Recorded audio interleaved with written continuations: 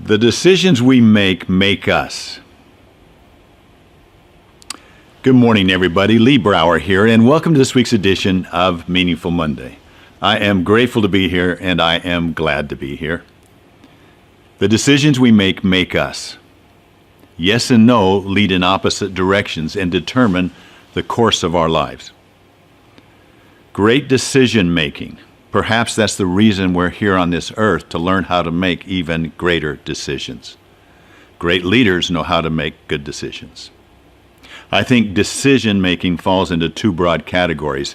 You have those that are fire ready aim, and sometimes they make the right decision, sometimes they make the wrong decision because they don't have enough of the facts or the timing just wasn't right. And then there's those that wait too long because they got to have all of the answers before they can move, and they miss it on both sides. You know, when I was learning to be a pilot, one of the things that probably saved my life, because I'm more of a fire-ready aim kind of a guy, is that checklist. And if everything checked off on the checklist, then the decision was to fly. If something on that did not check off on the checklist, then the decision was not to fly. We practice decision making. That's what leaders do.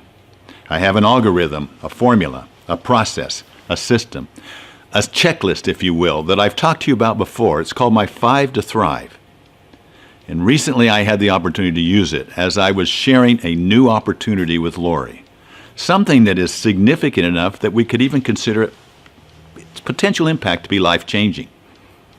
And so I called her up with that fire-ready aim attitude, and she slowed me right down and said, "Lee, have you measured it against your 5 to Thrive?" And I said, "All right, let's do it." So I said, the thumb. Now the thumb is our values. If the thumb doesn't go, if it's not aligned with our values, I don't go, period. It has to be aligned there. In other words, does it put God first?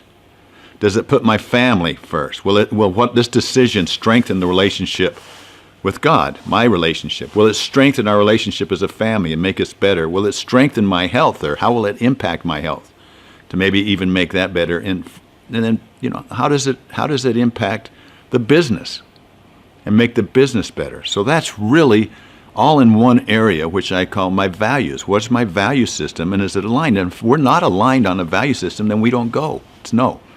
Everything else is scored. So number one is the thumb. It's the lock. It grabs hold. When it locks on, that's what holds it together, are the values. Number two then is, will this make me better? Is this aligned with my unique ability? Will this stretch me? Will this allow me to lengthen my stride? Will this cause me to grow? The third thing is, what's the benefit to society? Is there a gratitude in action component to where there's a cause that's even bigger than me? The more powerful that cause, the more I'm inclined to be involved with it.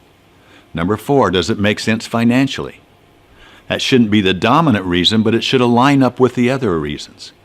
Number five, is this a transactional situation, a one-time opportunity, or is this a transformational opportunity, a gateway opportunity? We talked about those five, and then she said, "Lee, there's one more. You've talked to me about it many times." I said, "Remind me.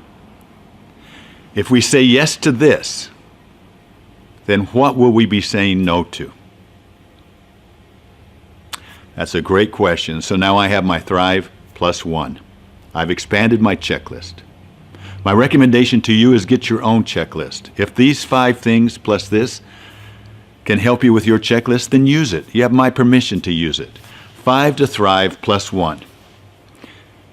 I am grateful for your participation with me, grateful for your experiences. Please share them with me. Share this with anybody that you want to. I look forward to talking to you next week. Onward and upward.